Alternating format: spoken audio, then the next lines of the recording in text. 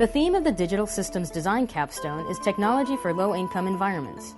In this capstone, student groups investigate how technology can be used to address problems in education and agriculture in the developing world by prototyping substantial projects mixing hardware, software, and communication components. We are the Free Speech Community Radio Group that we are trying to solve poverty problems in Africa. We're trying to aid in that struggle, and the goal is that we can allow farmers to advertise their goods, their crops, their animals, things like that farther away so that they can participate in the larger economy. They do have cell phones, they do have radios, they have things like this, and so we decided to be able to combine those things. We can make an advertising thing similar to, say, Craigslist in areas things like the internet aren't as common. So how we're going to go about solving this problem is we're going to use a standard Linux PC, a FM radio transmitter, and a cheap cell phone and a custom headset that we build. Our group's multi-math. The problem that we're trying to address is the one of shared computing. So a lot of times in developing schools, it's economically infeasible to have one child per one computer. So the solution that we're proposing is to have multiple input devices. And we're using a 10-key keypad that's USB as our input device with a basic game that we've developed. So our game Multimath so far is set up to be a math drill for primary school students. So it's not intended right now to be a teaching mechanism, it's a practice tool. What we did in India only had addition, subtraction, multiplication, and division implemented, so pretty basic right now. They're directly entering in numeric answers to math problems. The problem that we're facing, a number of organizations around the world are using technology to try to improve local conditions in villages. One of the primary obstacles they face is powering the equipment that they're trying to use. They may be giving DVD presentations on portable televisions. They need to power that, and power is not always consistent. So what we're trying to address is to be able to make their efforts more effective. Our system should be able to hook up any type of battery or source to it, so it could run from any human generators or any input that we choose.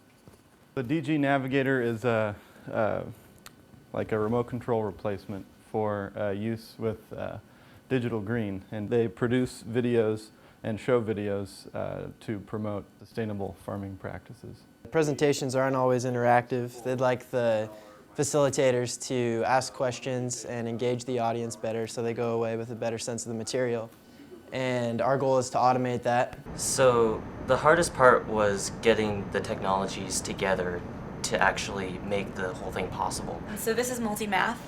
It's a competitive game for 4 players. The questions start off really easy. So as the students get better and progress, the problem sets get harder for them. So I enter my answer, and you get it wrong, and so the progress bar doesn't move. But then if you get an answer right, the little green piece will move up. And then when the piece reaches the top, that student wins. Ideally, we want to end up with a deployable product at the end. So like a box, a packaged thing with 4 keypads and a CD that we can give to a teacher in a classroom and they can use it. Well, I like to play with toys, and as you can see, I've got a whole arrangement of toys here. I have a little LCD screen, SD card, reader, writer I get to play with, and this little microcontroller. I get to write C code and make all these little toys operate. It's pretty fun. So right now I'm writing some C code, or rather revising some C code. What happens is this compiler is giving me trouble, so I have to view the assembly code that it generates from the C code that I've written and find out what's going wrong. Natalie, one of the grad students working with Digital Green and Microsoft Research India, said she would like a device like this, so we saw an opportunity to build toys. It's actually a really good chance to apply what you've learned in a practical sense. So to get some hands-on experience with the equipment that you've been working with different concepts that you've learned, and actually be able to apply it in a real-world type setting. A pretty interesting class. I actually enjoy that we get one project and we pretty much have to suffer through it throughout the entire quarter. Just learning everything by yourself and along with your teammates. Students present their final projects using written and oral presentations. you can see that it just keeps sending the signal. So that's why we decided to send 5 packets instead of just sending 1. You can also power the load from the source, and if there's a battery attached and the source drops, say a brownout happens, the device will kick over and use the battery. So it's like an uninterruptible power supply in that way. Ideally, you want to reach the point where you just kind of see the numbers and the answers there.